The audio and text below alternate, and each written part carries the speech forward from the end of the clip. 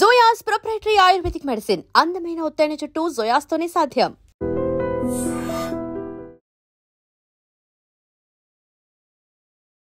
నమస్తే, welcome to IT media. నేను మీ Jhansi. So ఈరోజు మనతో ఉన్నారు సోషల్ యాక్టివిస్ట్ శ్రవంతి గారు.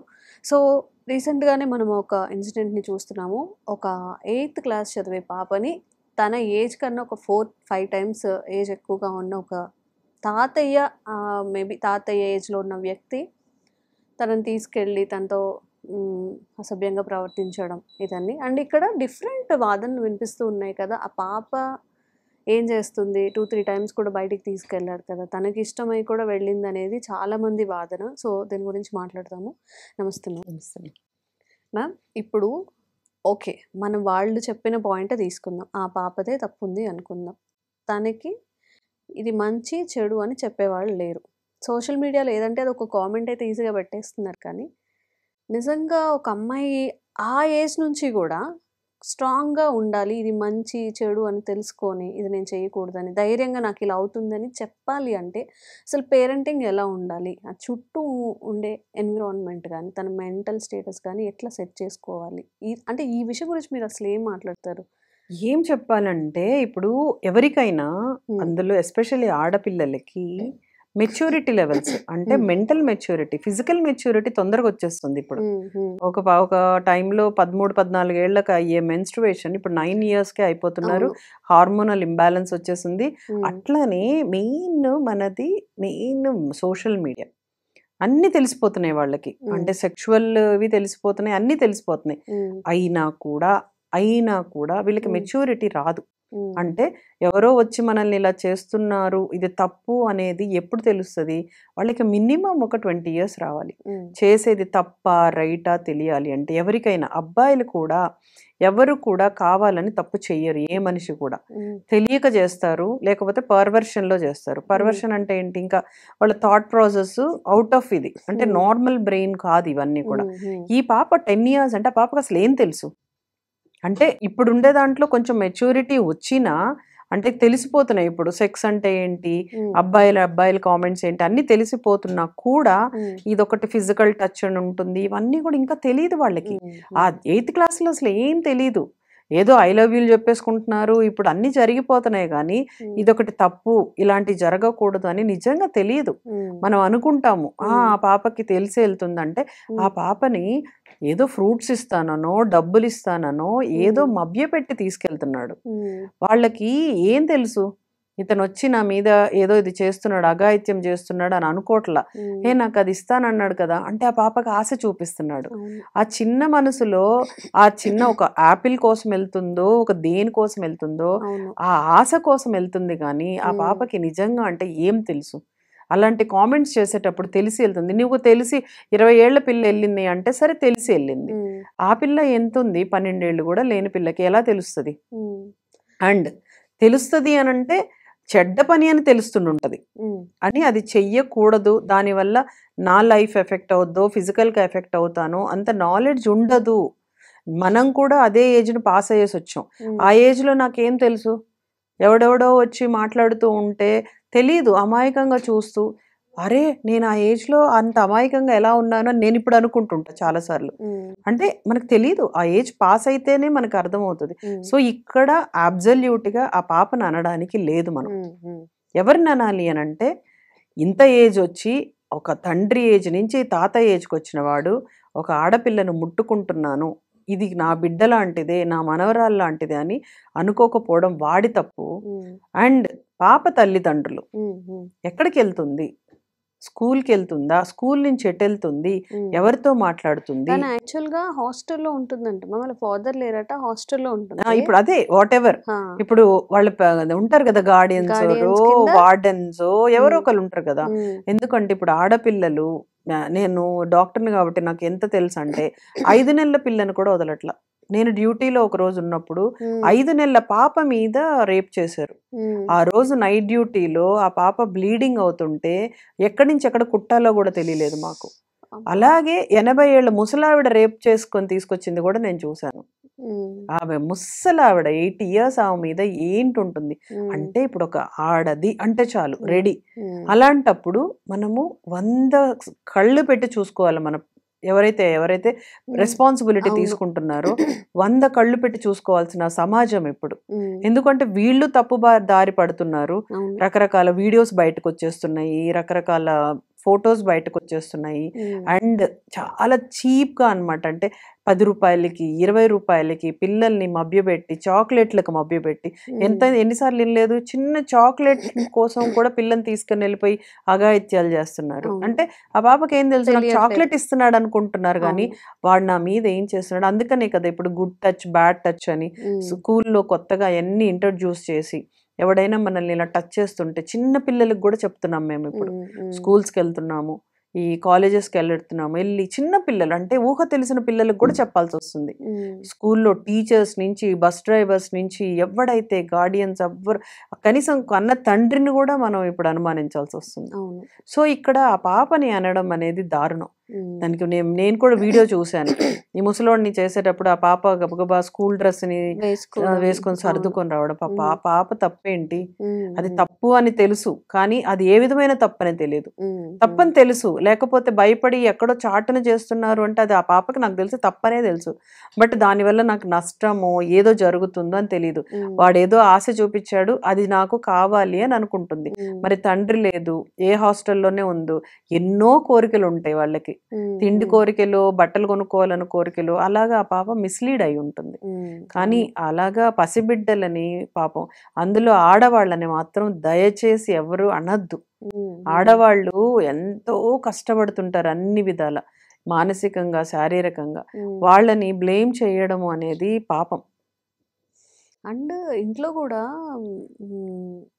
మామూలుగా చిన్నప్పుడైనా కానీ ఎవరో మనల్ని ఒకవేళ ఎవరైనా ఫాలో అయినా, లేకపోతే ఎవడో వచ్చి ఒక లవ్ లెటర్ ఇవ్వడం వల్ల ఏం చేసినా కానీ ఇంట్లో పేరెంట్స్ మనల్ని తిడుతూ ఉండడం, లేకపోతే వాళ్ళని స్కూల్ మానిపించడం, ఇలాంటివి కూడా చేస్తుంటారు కదా.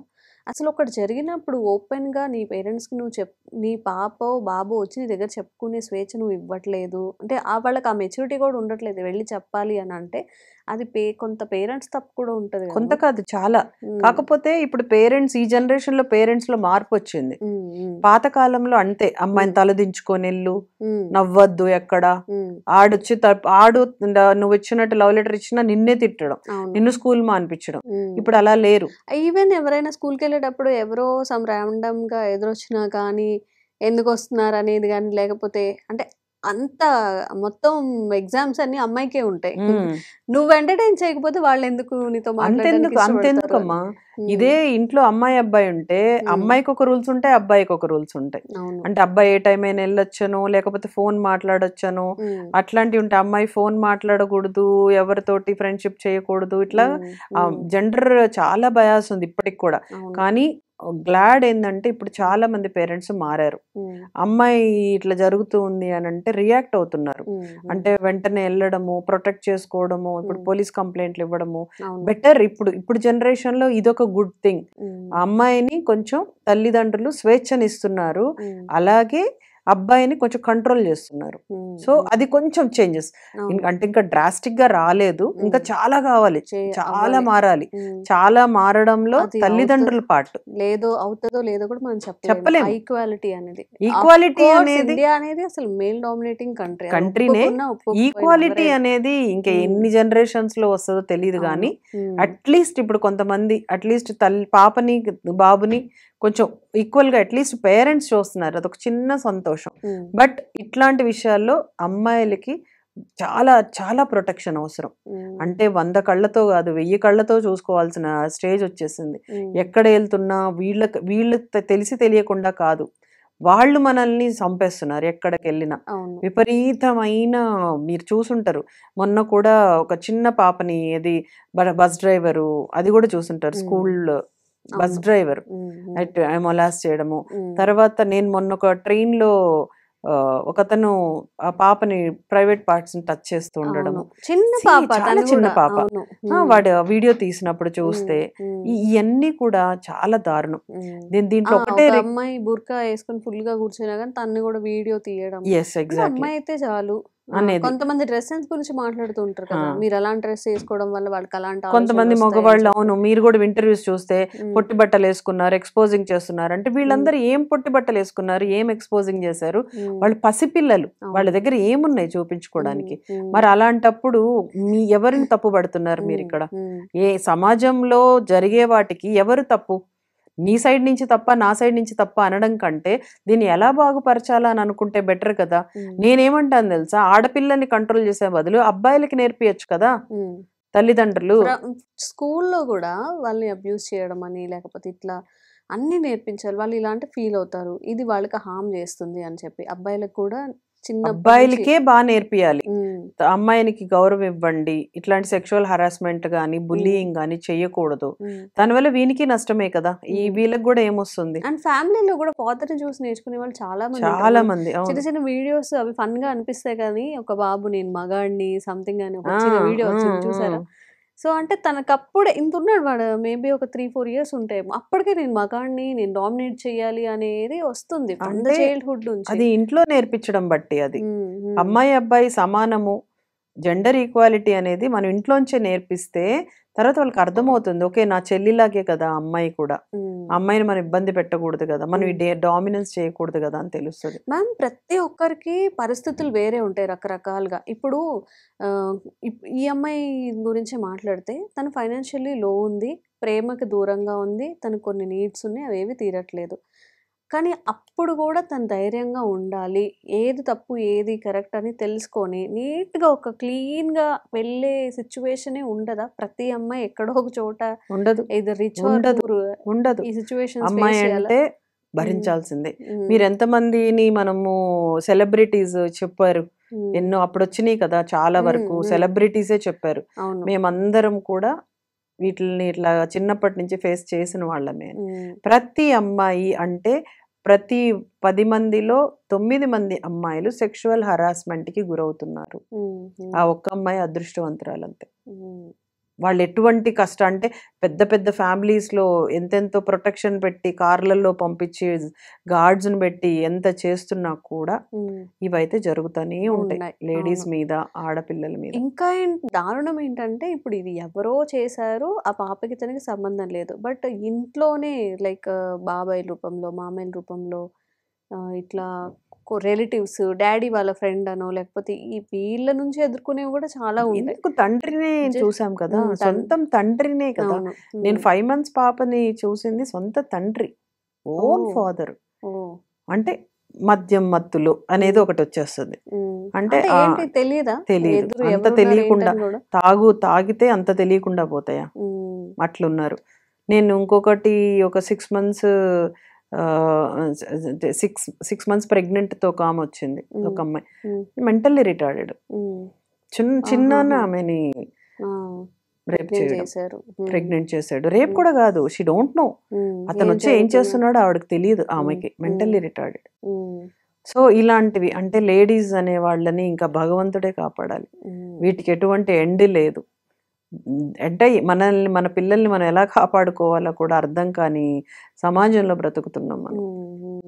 కొంతవరకు ఎక్కడికి వెళ్ళినా పిల్లల్ని దగ్గరే ఉంచుకోవడం అంతవరకు ఓకే. బయటకి వెళ్ళినప్పుడు స్కూల్కి వెళ్ళినప్పుడు మనం 8 hours ఉంటారు అక్కడ ఏం జరుగుతుందని ప్రతి నిమిషం మానిటర్ చేయాలంటే కుదరదు. బస్సులో వచ్చేటప్పుడు కుదరదు, మార్కెట్కి వెళ్ళేటప్పుడు కుదరదు, పెళ్లిళ్ళకి వెళ్తున్నాం, ఫంక్షన్లకు వెళ్ళినప్పుడు కుదురుతుందా? ఎక్కడ ఎట్లా ఎంతవరకు లాగుతాం? ఇంకా ఘోరం ఏంటంటే ఇప్పుడు అబ్బాయిల మీద కూడా అగాత్యాలు పెరిగిపోయినాయి. మనం ఎన్ని వింటున్నాం ఈ మధ్యలో, అబ్బాయిల్ని రేప్ చేయడాలు. అంటే సమాజం ఈజ్ గోయింగ్ ఏట వెళ్తుందో ఇంకా సమాజం అట్లా అయిపోతుంది. మెయిన్ వచ్చేసేసి మీడియాలో అన్ని పెరిగిపోయిన ఈజీ అయిపోయింది, ఈజీ వే ఆఫ్ క్రైమ్ అన్ని ఈజీగా తెలిసిపోతుంది. చిన్న పిల్లల నుంచి అందరికి క్రైమ్ ఇవన్నీ కూడా ఈజీగా అందుబాటులోకి వచ్చేసాయి. 9th 10th క్లాస్ పిల్లలు క్లాస్లో కూర్చొని పాన్ వీడియోస్ చూస్తున్నారంటే 9th క్లాస్ పిల్లలు స్మోకింగ్ చేసుకుంటూ, ఆడపిల్లలు కూడా డ్రింక్ చేస్తూ వీడియోస్ చూస్తూ. సో ఇలా అంటే వాళ్ళకి స్వతహాగా వాళ్ళు చేసుకునే దానికి మనం ఏం చేయలేము. ఇక్కడ విక్టిమ్స్ ఎవరైతే ఉన్నారో కొంచెం వాళ్ళ పేరెంట్స్ నుంచి కానీ స్కూల్లో కానీ రిలేటివ్స్ కానీ ఏది మంచి ఏది చెడు, అంతే. నువ్వు ఏదో చాక్లెట్ ఇస్తారనో ఒక ఫ్రూట్స్ కొని పెడతారనో లేకపోతే నీకు బట్టలు జడ క్లిప్స్ ఏవో కొని పెడతారని టెంప్ట్ అయ్యి ఇట్లా చెయ్యొద్దు అనేది, ఎందుకు చేయొద్దు అనేది కొంచెం ఆ ఏజ్కి అర్థమయ్యేలాగా చెప్పగలిగితే ఎవరైనా ఎగ్జాంపుల్స్ ఇవ్వాలి. ఝాన్సీ ఎగ్జాంపుల్స్ ఇస్తూ మదరో ఫాదరో తాతగారో ఇంట్లో ఎవరైతే మనకి ఉన్నారో కేర్ టేకర్స్ వాళ్ళు ఎగ్జాంపుల్స్ ఇస్తూ చూడమ్మా ఇట్లా అడిగినప్పుడు ఇట్లా. ఇంతకు ముందు బయట తినుబండారాలు తినొద్దు అనేవాళ్ళు, ఎవరైనా తినొద్దు అనేది మనకి చిన్నప్పటి నుంచి అది చెప్పేవాళ్ళు కదా, ఎత్తుకెళ్ళిపోతారు. ఇప్పుడు అట్లా కాదు, ఏది ఇచ్చినా నో టచ్ చేయనియద్దు నిన్ను అని రిపీటెడ్ గా వాళ్ళకి చెప్పాలి. ఎవ్రీడే ఏమైంది అనేది పాపతో మాట్లాడుకోవాలి. అంటే ఏంటి, ఎవరు వచ్చారు, నీతో ఎవరు మాట్లాడారు, ఫ్రెండ్లీగా తనని పాపని మనము అంటే ఏదో అనుమానిస్తున్నట్టు కాదు. సో టు టేక్ కేర్ నానా, ఇది డేంజర్ సైన్. ఇప్పుడు సంబడి ఈజ్ కమింగ్ రెగ్యులర్లీ నిన్నేదో మాట్లాడించడానికి ట్రై చేస్తున్నాడంటే బీ కేర్ఫుల్. హాస్టల్స్లో ఉన్నప్పుడు వార్డెన్స్ కూర్చొని 10 మంది పిల్లల్ని కూర్చోబెట్టుకుని అమ్మ నువ్వు ఈరోజు ఎక్కడికి వెళ్ళావు, ఎవరితో వెళ్ళావు, ఎవరైనా కలిసారా, ఇలాగ రెగ్యులర్గా ఇచ్చి అంటే అవాయిడ్ చేయడానికి, ఇవన్నీ అవాయిడ్ చేయడానికి మనం చేయాల్సింది అదే. తల్లి ఇప్పుడు ఫ్రెండ్షిప్ ఇంతకు ముందు ఇలా లేరు, తల్లి అంటే భయం, అట్లా ఇప్పుడు ఫ్రెండ్స్ లాగా ఉంటున్నారు. హ్యాపీగా అన్ని షేర్ చేసుకోవటట్టు వాళ్ళకి ఫ్రీడమ్ ఇవ్వాలి. మనం చెప్తూనే ఉండాలి చిన్నప్పటి నుంచి, గుడ్ టచ్ బ్యాడ్ టచ్ గురించి ఎలా చెప్తున్నామో, వీళ్ళు వచ్చినప్పుడు ఎలా మాట్లాడాలి, వాళ్ళు వచ్చినప్పుడు ఎలా మాట్లాడాలని ఎలా చెప్తున్నామో, సో బిహేవియర్ గురించి. అఫ్ కోర్స్ బట్టల గురించి చాలా మంది ఒక్కొక్క రకంగా మాట్లాడతారు, బట్టల ఫ్రీడమ్ లేదా అని. అది మీ వివేకానికి వదిలేస్తున్నాం. ఎందుకు అంటే మరి అవి ఇచ్చి వాళ్ళని మీరు టెంప్ట్ చేయించి మీకు అఘాయిత్యం జరుగుతుంది అంటే అది మీ బాధ్యత. అంతేగాని బిహేవియర్ గురించి మాట్లాడుతున్నాను నేను ఇక్కడ, బట్టల గురించి మనం మాట్లాడొద్దు. బిహేవియర్ గురించి మాట్లాడాలి అని అంటే తల్లిదండ్రులు, తండ్రైనా తల్లైనా రోజు బాబుని కూడా, పాపని బాబుని ఇద్దరిని, అబ్బాయి అయినా అమ్మాయి అయినా ఒకటే, మానిటర్ చేయండి. వాళ్ళు ఎక్కడికి వెళ్తున్నారు, ఏం చేస్తున్నారు, మొబైల్లో మాట్లాడుతున్నారు, ఎవరితో మాట్లాడుతున్నారు, ఎక్కడి నుంచి వచ్చింది వాళ్ళకి డబ్బులు, అంటే వీళ్ళకి దగ్గర నుంచి సడన్ గా ఏదో సంథింగ్ వాల్యుబుల్లో ఏదో వచ్చింది, మేం కొనలేదు, నీకు ఎక్కడి నుంచి వచ్చింది, ఎందుకంటే వాళ్ళకి తెలియదు, తీసుకుంటున్నారు, తింటున్నారు, వాడుకుంటున్నారు. సో అవన్నీ కూడా మానిటర్. ఎవ్రీడే కొంచెం టైం స్పెండ్ చేయండి. మీ బిజీ షెడ్యూల్ ఎంత ఉన్నా కూడా వాళ్ళని మళ్ళీ హర్ట్ చేయకూడదు. అనుమానించినట్టుంటే వాళ్ళు బాధపడతారు. It's a very difficult situation for the parents or guardians. చాలా సెన్సిటివ్ ఇష్యూ. గట్టిగా మాట్లాడితే పిల్లలు బాధపడతారు, చేసుకుంటారని ఒక భయం ఉంటుంది. సో ఇక్కడ మనం చాలా సెన్సిటివ్ గా వెళ్ళాలి అంటిల్ వాళ్ళ వరకు, వాళ్ళకి తెలుసుకునే వరకు. ఒక ఏజ్ లో వచ్చాక వాళ్ళు తప్పు చేస్తున్నారు అంటే ఇంకా అది వాళ్ళ హెడ్ ఏక్, అది ఇంకా అవి ఇంకా దాన్ని పక్కన పెట్టదు. తెలియని వయసు. ఇప్పుడు ఈ పాప చాలా చిన్న పాప. ఈ పాపని హాస్టల్లో వాళ్ళు రిపీటెడ్ గా వార్డెనో వాళ్ళ టీచరో కేర్ టేకర్స్ ఎవరుంటే వాళ్ళు, పిల్లలు ఎటు వెళ్తున్నావమ్మా, స్కూల్కి వెళ్ళావా లేదా, స్కూల్లో ఎంక్వైరీ చేసుకోవడం, పాప ఎలా చదువుతుంది అని అక్కడి నుంచి అలాగే వీళ్ళని కూర్చోబెట్టుకొని నాన్న నీ లైఫ్ ఇది, నువ్వు ఇట్లా ఉండాలి, నీకు ఇట్లా చేస్తే ఇట్లా అవుతుంది అని ఒకసారి చెప్పుకుంటూ కూర్చొని ఫ్రెండ్లీ నేచర్ తోటి. మనకి చెప్తే భయపడితే అంటే అమ్మ కొట్టేస్తుంది, అమ్మ తిట్టేస్తుంది అంటే వాళ్ళు బయటకు రారు. సో అక్కడ వాళ్ళని ఫ్రెండ్లీగా ఒక ఫ్రెండ్ లాగా మాట్లాడుకొని వాళ్ళ దగ్గర నుంచి మనం జాగ్రత్తగా ఏం జరుగుతుంది. ఇదే ఈ పాప ఆ రోజు వార్డెన్ ఏమన్నా జరిగినప్పుడు ఇలా జరిగి ఉంటే అది అక్కడే ఆగి ఉండొచ్చు. అది అక్కడ ఆగలేదు, చెప్పేసి ఉంటే అయిపోతుంది. మేబీ మ్యామ్ ఇప్పుడు వాళ్ళు అంటున్నారు 2-3 times వెళ్ళారని చెప్పి, సరే ఈ పాపని కాకపోయినా అట్లా చిన్న పాపల్ని ఏదో భ్రమలో పెట్టేసి నీకు అది ఇస్తాను, ఇఫ్ ఒకవేళ తనకి ఏమన్నా ప్రెగ్నెన్సీ వచ్చినా లేకపోతే ఇంకేదన్నా జరిగినా, ఒకవేళ తను టాలరేట్ చేయలేకపోయినా అక్కడ జరిగే విషయాలకు తన హెల్త్ పాడవుతుంది, మేబీ తన లైఫ్ కూడా రిస్క్ లో పోయింది కదా, ఇంకా లైఫ్ అది పోయినట్లే కదా. ఇప్పుడు పాపం తన గురించి కూడా అక్కడ ఊర్లో అందరు సోషల్ మీడియా అంతా తెలిసిపోయింది కదా. మనకి ఆ ఫేస్ తెలియకపోయినా తను అలా అయిందని చెప్పి ఊర్లో అందరికి తెలుసు, అక్కడ చుట్టుపక్కల వాళ్ళకి తెలిసిపోతే ట్రామా కదా, మెంటల్ ట్రామా. ఫిజికల్ గా వెళ్ళినా అట్లనే అంటారు, బయటకు వెళ్ళినా నీకు తెలుసు కదా, నువ్వు ఎందుకు ముందు చెప్పలేదని అందరు అబ్యూస్ చేసి మాట్లాడే విధానం. ఇప్పుడు అదే కదా, ఇప్పుడు అతనిని అనడం కాకుండా ఆ పాపనే అంటున్నారు. అంటే సమాజం అట్లుంది. అంటే నింద అంటే తప్పు భరించింది తను, మళ్ళీ నిందలు పడుతుంది, కష్టాలు పడుతుంది, నిందలు పడుతుంది. సో అందుకని అది రాకుండా చూసుకోవాలి. ఆ పేరు రాకుండా చూసుకోవడానికి మన సైడ్ నుంచి చిన్నపిల్లలు కాబట్టి, పెద్దవాళ్ళంటే మనం ఏం కాదు, చిన్నపిల్లల్ని మాత్రము మనమే పేరెంట్స్ గా మన బాధ్యత. అండ్ ఆల్సో ఇప్పుడు మీరు ఆ పాపకి తల్లి గార్డియన్స్ ఎవరైతే ఉన్నారో వాళ్ళు కొంచెం వెనకపడి జాగ్రత్తగా చూసుకోవాల్సిన బాధ్యత ఇంకా పెరిగింది అంతే. సో పేరెంట్స్ మీరు కూడా మీ పిల్లల విషయంలో ఏదో అమ్మాయినా అబ్బాయినా చాలా జాగ్రత్తగా ఉండండి. వాళ్ళు ఏదైనా చెప్పుకోవడానికి భయపడుతున్నారు. మీకు అర్థమవుతుంది కదా! సాయంత్రం స్కూల్ నుంచి రాగానే కొంచెం సేపు వాళ్ళతో ప్రేమగా కూర్చొని మాట్లాడేస్తే చెప్పేస్తారు పిల్లలు ఏమైనా జరుగుతుంది ఏంటని అలా మాట్లాడడం. అండ్ పిల్లలు కూడా చాలా సార్లు పేరెంట్స్ మమ్మల్ని బలవంతంగా స్ట్రిక్ట్ చేస్తున్నారని అనుకుంటారు. కానీ ఇదిగో ఇలాంటి ఇష్యూస్ వస్తాయని చెప్పి వాళ్ళు భయపడి కొంతమంది ఎక్కువ స్ట్రిక్ట్ చేస్తారు.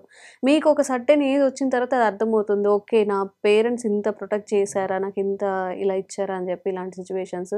సో కొంచెం పేరెంట్స్ కూడా ఫ్రెండ్లీగా వాళ్ళతో మాట్లాడితే కొంతవరకైనా ఇలాంటి సిచ్యువేషన్స్ మనం ఆపడానికి అవకాశం ఉంటుంది. ఇంత చేసినా ఏదైనా జరిగాయంటే ఇంక అది అవుట్ ఆఫ్ హ్యాండ్స్ కాబట్టి ముందుగానే పేరెంట్స్ కొంచెం ప్రేమగా ఉంటే కాస్త అయినా బెటర్గా ఉంటుందని నా ఒపీనియన్. ఈవెన్ మీరన్నట్టు పిల్లలు కూడా ఎందుకు అమ్మ స్ట్రిక్ట్ గా ఉంటుంది, ఎందుకు నాన్న ఇట్లా అంటున్నాడు అని కాకుండా వాళ్ళు ఎందుకు మన మీద ప్రేమ వల్లే కదా ఇది చేస్తారు, మనకి ఏదైనా చెడు జరుగుద్దో భయంతో చేస్తున్నారు, ఏది చేసినా మన మంచికే చేస్తారు అని అర్థం చేసుకుంటే చాలు, వాళ్ళని నెగిటివ్ గా తీసుకోకుండా తల్లిదండ్రులు. అండ్ ఇంకా ఇలాంటివి రిపీట్ అవ్వద్దు అని మనం కోరుకుంటున్నాం. బట్ అది కూడా మన చేతుల్లో లేదు. బట్ ప్రతి ఒక్కరు కూడా జాగ్రత్తగా అయితే ఉండండి. సోషల్ మీడియాని మంచిగా ఉపయోగించుకోండి. ఇట్లా ఎవరైనా చెప్తున్నప్పుడు మనం ఎలా ఉండాలి, ఏం చేయాలని అలాంటివి వినడానికి ట్రై చేయాలి. పిల్లలు కూడా కొంచెం ఏదైతే మంచి చెడు అనేది తెలుసుకునేలాగా. Thank you so much. And for more videos, Please subscribe to iDream. Please subscribe to iDream. Please subscribe iDream. And please subscribe to iDream. For more videos, subscribe to iDream.